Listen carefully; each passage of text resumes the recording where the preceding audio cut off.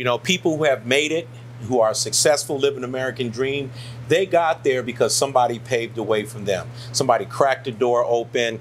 Somebody gave them an extraordinary opportunity. So how you're blessed is you pay it forward and open a door for someone else.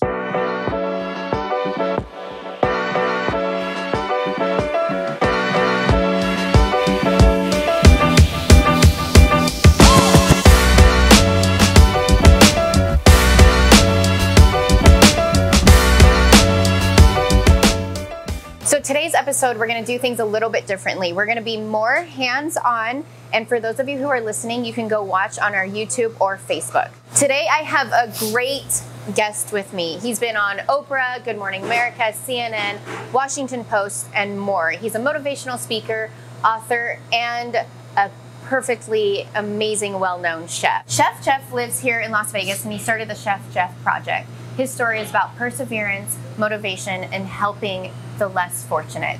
Thank you for joining me today. My pleasure. Thanks for having me. Love it. Yes. So today, Chef is kind enough to make me this amazing meal, and he even made it gluten-free for those of you that know me. We have amazing steaks here. So ribeye, that is. Yes. So unorthodox interview today. We're going to be cooking as we do this. I want to just kind of get a little bit about your background, because you weren't always who you were today, and your story has kind of made you into that. So I would love to hear about your childhood and what it was like growing up. Okay. You know, for me growing up, it was very interesting. There was a lot of adverse situations in my lifestyle. I grew up in a single parent home. You know, my parents immigrated out here from New Orleans, Louisiana, in search of the American dream.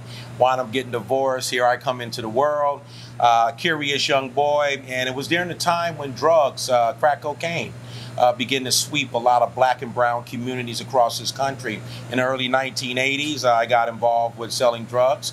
Part of my life I'm not proud of. But today, as a successful social entrepreneur, you know, I've been a chef. You know, you said so many great things about me. I hate to say it myself, that the transferable skills that I learned from streetpreneurship that I was able to take into the corporate world and to the entrepreneur world as well. So, you know, as a kid growing up, I never learned in school, never had those real middle-class values or example of men that look like me, other than the drug dealers, the hustlers, the pimps, all in the neighborhood. So for me, I wanted that dream. You know, I wanted what I saw on Lifestyle, the Rich and Famous with Robin Leach, who came on every Saturday morning. You're smiling, you know that? You remember that show? Yeah. So here I am, a little black boy, watching Lifestyle, the Rich and Famous, you know, with caviar dreams, you know, multi-million-dollar homes and the Rolls Royces, the fabulous vacations and stuff. And here we are, poor, not having choices for breakfast, lunch, and dinner, watching my mother struggle, working 2.5 jobs. And even going to the grocery store sometimes, buying groceries, and we put too many groceries in the basket and didn't have enough money to pay for it. So when you think about the humiliation, when you think about being embarrassed, you know, and stuff like that, really made me say, you know, I got to do something to help my mom. And I got into that drug business, a part of my life I'm not proud of. It was the beginning of modern day mass incarceration. Today, we have 2.3 million people in state and federal prisons. 70 million Americans have criminal records.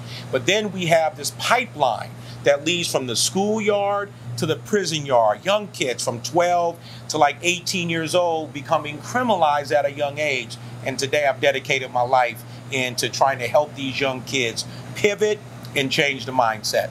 And I know that you have a really great story on how you came up with your now nonprofit, the Chef Jeff Project. And you can tell the story better than I can. I know that I was here a couple weeks ago because we talked to some of the kids that you help in the community.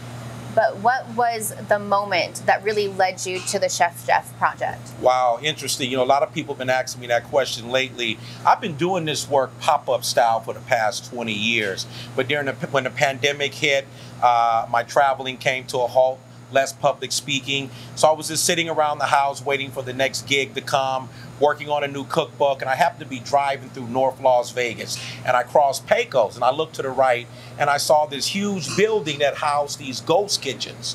And I happened to pull over and peek through window number 9, and the owner was here, and I saw a little stove, I saw a refrigerator and a freezer and a 3-compartment sink, a hand washing sink, and I said, how much is this? How does this whole thing work? He said, well, this is a ghost kitchen. and this is the amount it is for rent from month to month.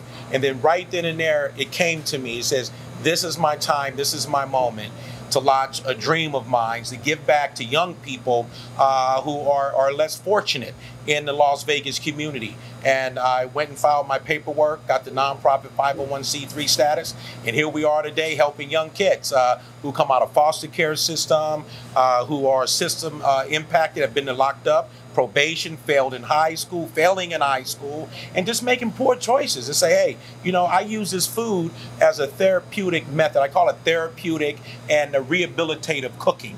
So we cook, we learn, we teach, and we bring in expert speakers. And first of all, I want to say thank you for bringing in Marquise Lee, who had a powerful story of being raised in a foster care system, brother murdered, other brother in prison, not having a great relationship with his father, because so many of us young black men from the community don't have relationships with our fathers. Yep. So he was an example, real person, real story of someone who was able to pull up his bootstraps and despite the adversity, was able to fulfill a dream in college as a star football player for USC and then on to the NFL. So it was awesome. Yes. And for those of you who can't actually see the passion that is coming, it's just illuminating from you. This is something that you really care about. And I would love to know more about, you were sentenced to, what was it, 10 years in prison, correct? Yes. And that was kind of, I love the story about your wife. You actually, what helped you lead into cooking and learning how to cook was because you were actually in prison, right? Yes. You know, and sometimes talking about that decade of my life in the darkest place on earth, what I call it, sometimes it brings up emotions, you know, being confined to a cell, concrete floor, stainless steel toilet, little hand sink, wasn't no double door refrigerators, no French windows. The humiliation, the isolation really began to get me to look at myself in the mirror and really begin to question, who am I? Is this the way I want to live the rest of my life? Do I want to be locked up away from my family and things of that nature? But then what happened was many men in prison began to see something in me I never saw in myself. I read my first book in prison. From cover to cover. I went back to school and I earned my high school diploma.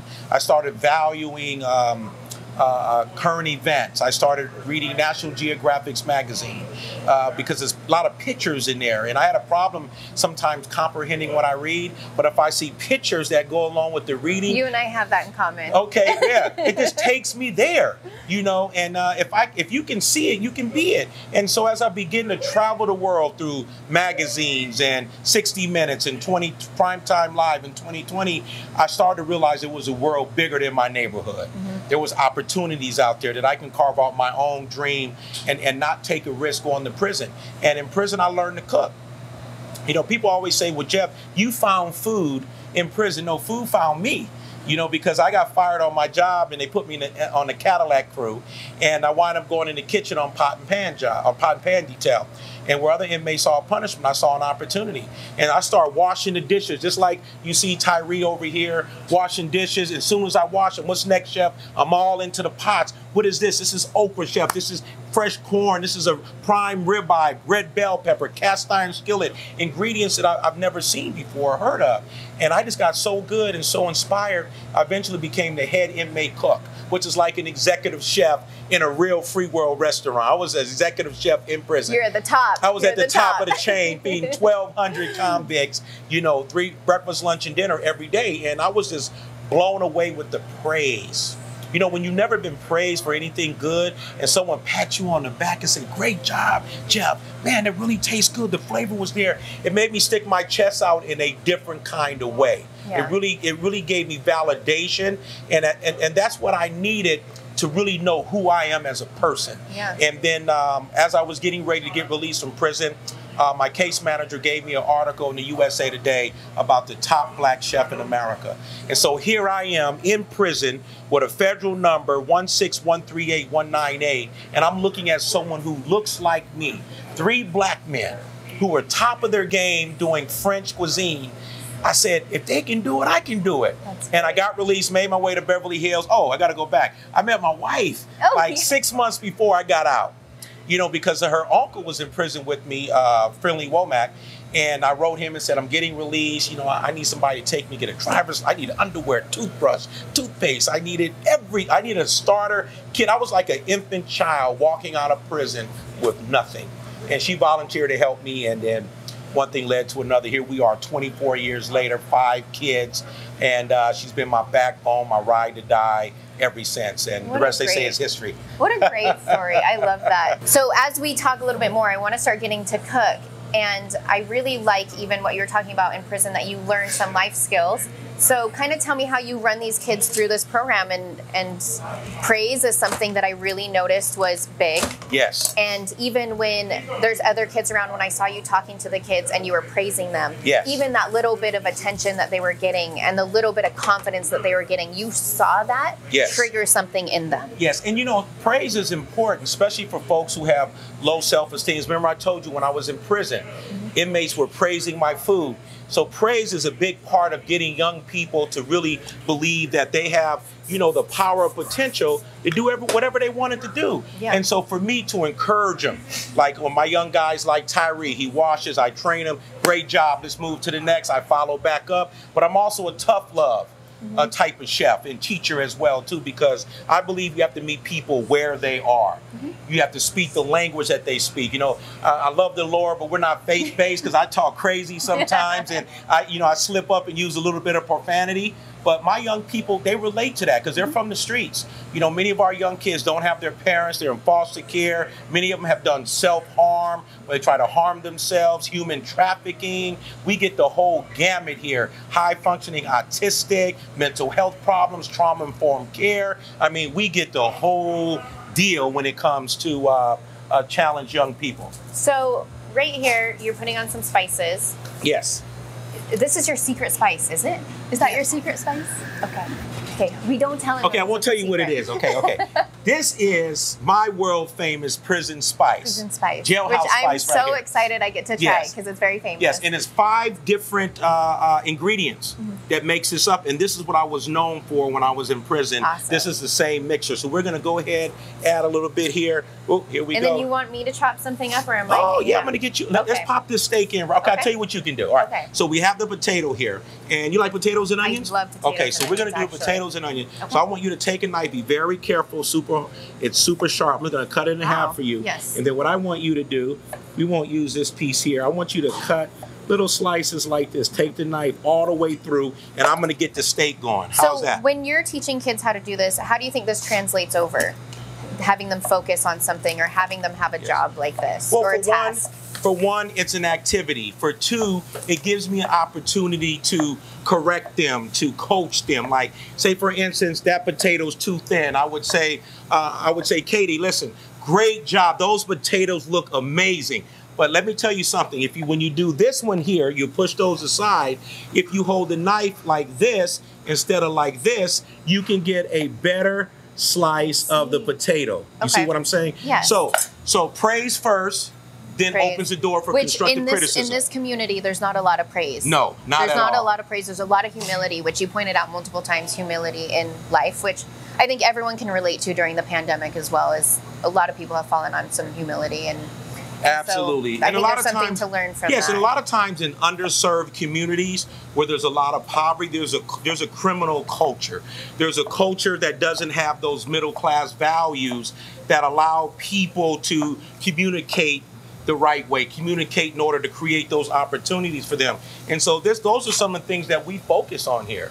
You know, we focus on hygiene. We focus on pull your pants up, learn to smile, groom yourself, love yourself, but also middle class value systems, because many of our young kids who are people of color never really had relationships or been in a situation to communicate with people that don't look like them.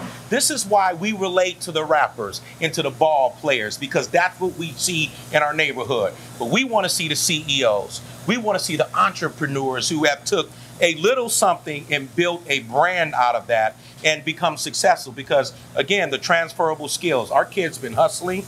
They've been selling, they've been negotiating, they've been pivoting, they have mental toughness to survive the streets, and lockup, they can be anything. Man, those are the best salesmen. I'm telling you. So this is why we just have to really, put the right people in front of them. I'm starting to smell that good This fat smells here. really Yes. good. Okay. This here is a 16-ounce bone-in ribeye. This is what I grew up in. I'm from Idaho. Idaho, okay. So oh, yeah. Oh, so the this- potatoes is your game. Meat and potatoes is Woo, my that's thing. what I'm talking about. Yeah, so this is a certified Angus beef right here. 16-ounce, bone in. You can see the fat, good fat in there. We're going to try to get those diamond marks.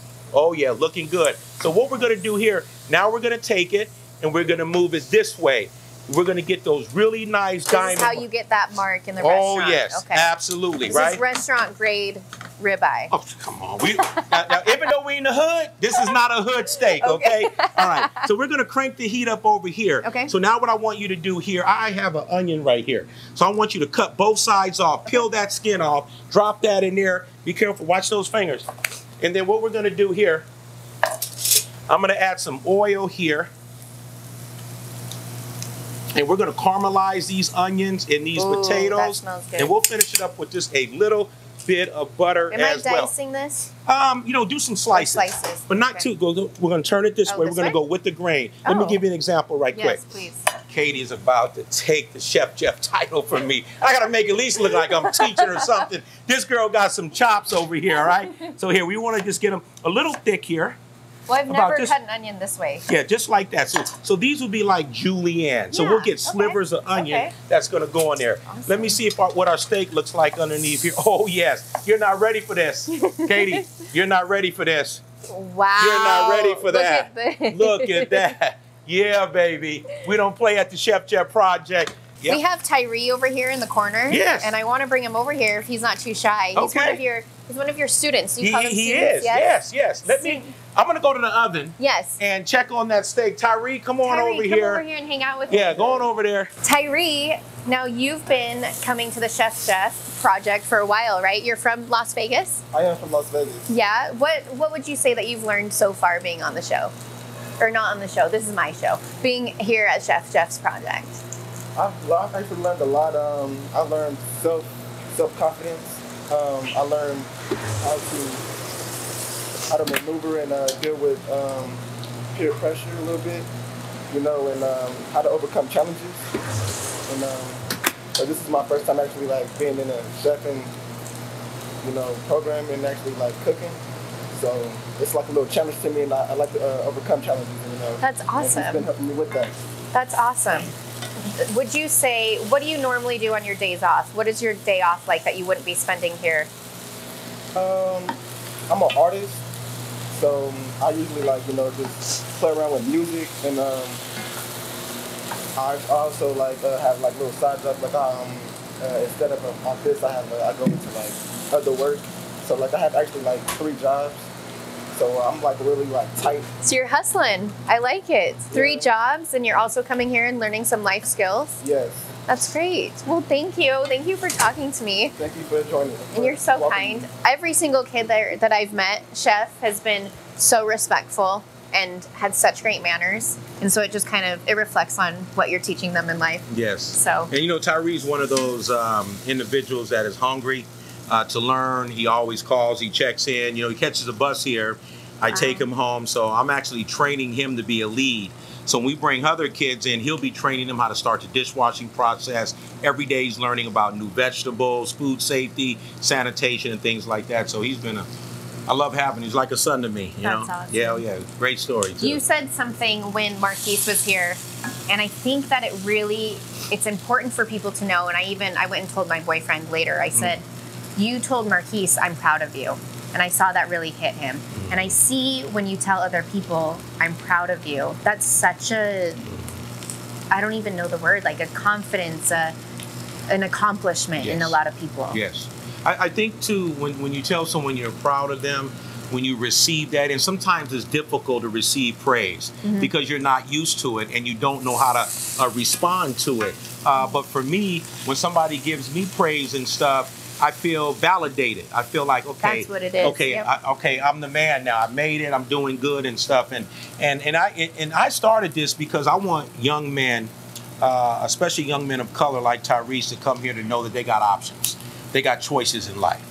So, you can make the wrong choices, and they know the results of making a wrong choice. It means back to prison. It means getting killed, or somebody in your family getting hurt, or they have the choice to learn the skill set to build their toolbox so they can lead a Chef Jeff project, go out in the world. I don't care if they don't become chefs. That's not my goal here. Yeah. My goal is to keep them out of the prison system, you know?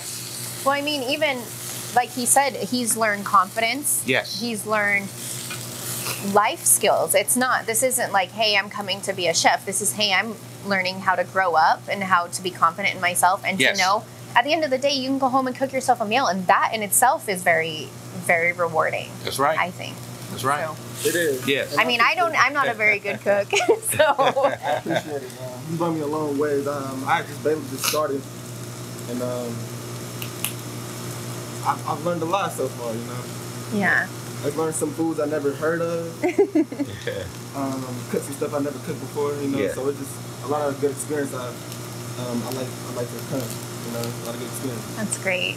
I'm gonna check the oven right quick. I think our steak is getting close. So the steak just came out of the oven. The potatoes are ready. You're gonna cut that up for me. Yes. So those of you, again, if you're listening, you need to come watch this episode again on YouTube or Facebook because this meal is phenomenal. But that being said, Chef, what do you want people to take away the most from this interview? Because you've had so much valuable information. You've had so many lessons. You teach and help so many kids. What would you like our listeners to take away from today? Wow. You know, for me, what's most important, especially at this stage in my life, is that it's time to pay it forward. Selfless service. You know, people who have made it, who are successful, live an American dream, they got there because somebody paved the way for them. Somebody cracked the door open. Somebody gave them an extraordinary opportunity. So how you're blessed is you pay it forward and open a door for someone else. So through the Chef Jeff Project, our main goal here is to plug the prison pipeline. Is to keep these kids out of prison, remove the barriers for them to get access to careers, get access to employment opportunities. You know, learn how to take those transferable skills they use on the street, hustling, negotiating, selling, rigorous work hour, work ethic, you know, managing and being around diverse groups of people. All of those are transferable skills that can be used in a corporate America. So, you know, I'm just excited about this little space, you know, that we have here. It's 700 square feet. We have all the restaurant equipment. We equipped our young people with the tools to go out there and be successful. And if anybody wants to contribute, volunteer, help us out, even though we're nonprofit, we don't receive any grant, government money. Everything is donations. And my wife and I have put up the seed money to get this thing going. And we can be found at the chefjeffproject.org. Perfect. And you also have social media, correct? Oh, social media as well. So we're at Chef Jeff Live and at the Chef Jeff Project. Awesome. Yes. Well, that being said, I'm going to wrap it up so that I can eat this amazing steak and potatoes. Thank you so much for tuning in. I hope that you guys learned a lot. Remember, pay it forward, and we will see you next week.